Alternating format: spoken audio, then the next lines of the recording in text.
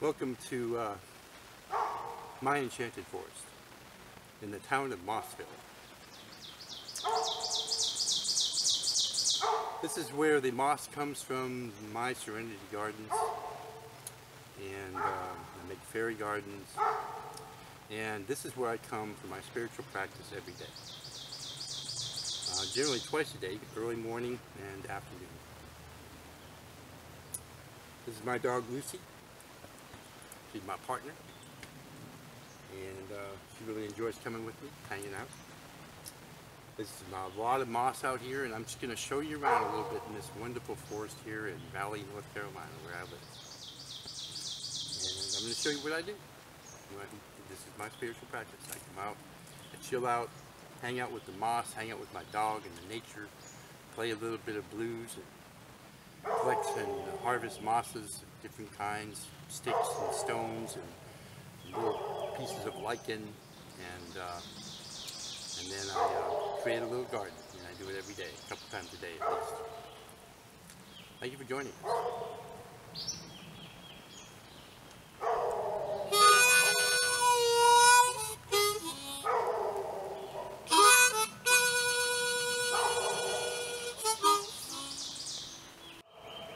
This is one of my favorite little areas where I collect moss.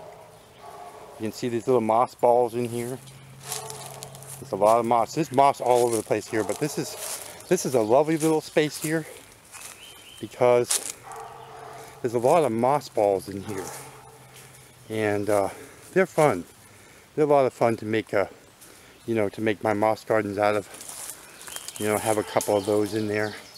There's all different kinds and textures and colors, and look at that, isn't it just gorgeous? When I come into the forest here, I bring a few things. I bring a bucket, and I bring a couple of tools. I bring a pair of scissors, a spoon, and a knife. And I can carry my moss in the bucket, and I can cut my moss away and take it safely with these tools. But in this particular area where these moss balls are, there's a lot of them all over the place. They're just mostly just sitting here on the ground. It doesn't take much to just pick them up. They just come right loose. Moss doesn't require any soil, and it sits on it can sit on a rock or just right on top of the ground, just like that, as you just saw it. And it's not a vascular plant, which means that ice and freezing rain and all that stuff, that doesn't hurt it. Snow doesn't hurt it. Won't kill it. It's very drought resistant. And it's just wonderful stuff. And it's also got a lot of energy. In fact, I come here to do these spiritual practices because of that. It has a strong, powerful energy with me, and it heals me of various issues. And I love it. I'll tell you what. And I can be in a bad mood, and I can touch some moss, and that mood will be lifted right out of me. So that's an example. Now, so I just want to take a few pieces of this. I don't, whenever I harvest moss anywhere in my forest here, in my enchanted forest, I do not just go in and just take a whole bunch from one area. I take a little bit here and there, so I don't like wipe out the population of moss wherever it may be. There's all different kinds here in the forest, and I just want to use a little bit from here and there when I want it or need it. So that's just a nice little pretty ball. There's others in here. Here's another one. This is just lovely. It's got a plant coming out of the middle of it. I actually think I'm going to leave that one there. I like that plant. I don't want to disturb it. So let's see what we got here. I think there's another moss ball right here. Comes right up. I don't need any tools to get it. I'll just put that in my bucket here. And we'll move on. I just noticed this little bit of moss here. This happens a lot, I've noticed. Sometimes other varieties of moss will grow within another moss, and this has happened here. I'm not sure of the names of these mosses, but I'm fairly used to them. There's a bunch of different kinds. But this kind is a nice, tight, short moss. And this here, what's happening here is the fern moss that I just harvested back there a little bit ago is coming up through it. It's very interesting. Now this moss here grows tight to the ground. In other words, it's usually bonded to the ground a little bit. I want to take this piece because I like variety in my moss gardens. So all I do is I take my butter knife, it's the best tool I found for this, and I just basically undercut it like that. And then, but before I take it out, this is what I do. I lift it, and I make sure that it is not the home for ants, because oftentimes there are ants living under these moss piles here, these moss plants. And so, if they are, I leave it because it's their home. But today, I lucked out. Everyone lucked out, and there's no ants here. So, I'll go ahead and take that moss, and that's going to go into my little garden for my daily spiritual practice today. And actually, I really like this piece here as well, and so I think I'm going to go ahead and take that as well. And so I just slip my knife up underneath it, and it is mine now. The barking dog, by the way, in the background, that's Boomer, and he's a backyard dog. He's kept in the backyard all the time. I've never known him to be outside of that backyard. It's really a shame, but the owner is a belligerent person, and he doesn't plan on doing anything about it, and there's no laws about it here. So it's really a shame this dog has to be in his backyard all the time. Lucy, and when we come out here, Lucy goes up and visits him at the fence, and you know, hangs out with him a little bit, and that's perfectly fine because he needs some company. He's very lonely. Just a word of advice: if you have a dog, don't keep them in the backyard 24/7. Enjoy the dog, let the dog enjoy you a little bit too. There are a lot of stones here in the forest, of course, and I will go to a place where the water puddles or runs free, and find little places like this where the stones are here. I really like natural stones to put in my gardens.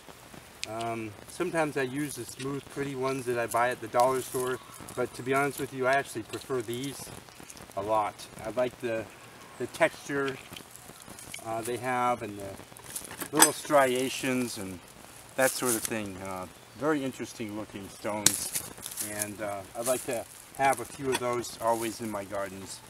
Completely natural, very sweet, and so I try to do that, and every time I go out, I'll try to collect some of those. I've got a nice little ceramic plate here I use for my moss gardens a lot. Keep in mind that soil is not necessary for moss.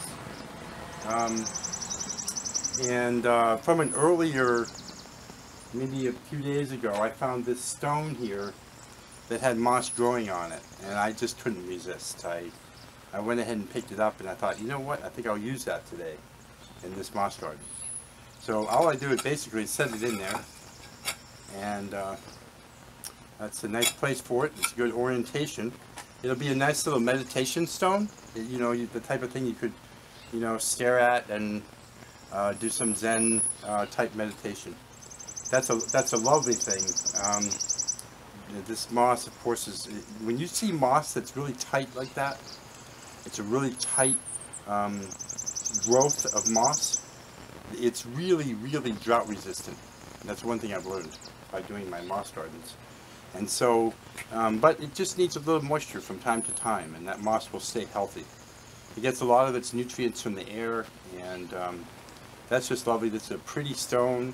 I'm not really going to clean it up. I don't see any reason to. There's a little bit of dirt on it, but you know what? I like the natural earth. That really makes me feel good. I don't like to clean things up and make it look all spotless. Not always. Sometimes I do, and I will, depending on what it is. But for this, what I'm doing today, this is going to be a nice natural little setting is what I'm going to try to achieve here. And I'm just going to start planting the moss. I've cleaned this up for the most part, and I'm just going to start laying it in loosely at first, kind of fitting it around the stone here, and just placing it in there. and it's not any particular order. There we go. There's a little bit of that fern moss. We'll place that in there. And we have another moss ball here. I think what I'm going to do is break this moss ball here. You can see how maybe it's possible actually to do several of these a day. It's really not a problem doing several of these a day, as long as you have the parts. So that gun goes in here. So there's lots of texture going on here. We've got the fern moss. We've got this piece of really low cut, nice moss that is very drought resistant with some fern moss coming up through it. Then we got the same moss here without the ferns coming through it. We got that nice here. We've got parts of two moss balls here. Okay. One thing that I do is I often create little sculptures to go in my pieces. This actually is a tree, and what I can do is I can take this, and so what I'll do is I'll create this from polymer clay, cook it in the oven, and then it's almost like porcelain. It's waterproof, and then in this case I did a little green patina finish on it with some bronze.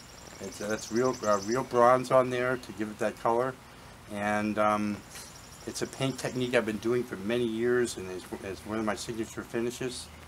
It even has a little knot hole in the tree,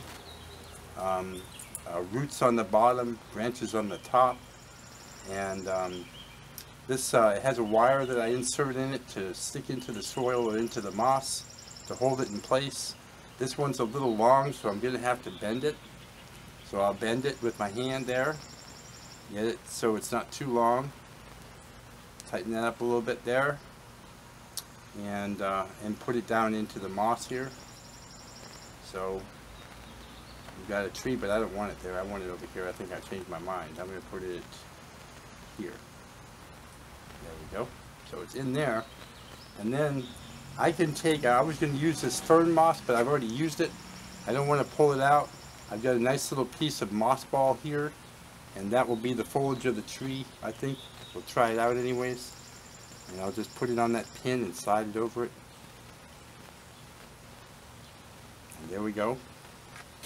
And then another thing I often make is these little fairy houses. They're tiny little houses made out of the same polymer clay. And they also have a little pin in there. And maybe this little house could go right here. Like that. And then we've got our natural stones. You saw me picking them up. I haven't cleaned them off. I haven't done anything with them. I've simply picked up these stones right out of the forest. Some people don't like this sort of thing. I do. But if I'm making a garden for you and you want everything clean and pristine, I'll be happy to do it. And for me, personally, it's not my cup of tea always. It depends. It depends on what I'm doing. But for this, today, for my demonstration of what I do to get myself feeling good every day, I use these types of stones, and everything's kind of rough and gritty. So we'll put a few stones in here. A lot of times when I do stones in the garden, you notice the moss is a dark green color. I'll use a lighter colored stone for contrast. And I'll just put them in there, and the reason why I do that is so that when you look at the garden, your eye sees the lighter colors and draws, the lighter colors draw your eyes to that portion. So you see every part of the garden as opposed to just one part. And that's about it. This is almost done. I'll do a few more stones, and that's a nice little plate. I will enjoy that, indeed. And if you would like me to make one for you, let me know. I love doing it. Clearly the passion is there. When you have passion for something, generally speaking, the inspiration, the energy is stronger. Moss is healthy for you. It's good stuff. You can touch it anytime you want. This is the kind of thing you might want to put on your desk or something like that. And all you have to do is mist it with a little bit of water. You can get a mister for $1 at any dollar store. Fill it up with fresh water, and every once in a while give it a good misting. Indirect sunlight, so it could be an office as long as there's a window somewhere nearby so that some of the sun rays can get in. But indirect sunlight, certainly not in the sun. Very easy to care for, just lovely. This is just a lovely creation here, and I'd love to make one for you. Y'all have a nice day, and thank you for joining me on my spiritual journey as I create and enjoy the Mind-Enchanted Forest with my dog, who's over there, by the way. She's been with us the whole time. There she is. Hey, Lucy. Hey, sweetheart. You're a good girl. So there you are. Y'all take care.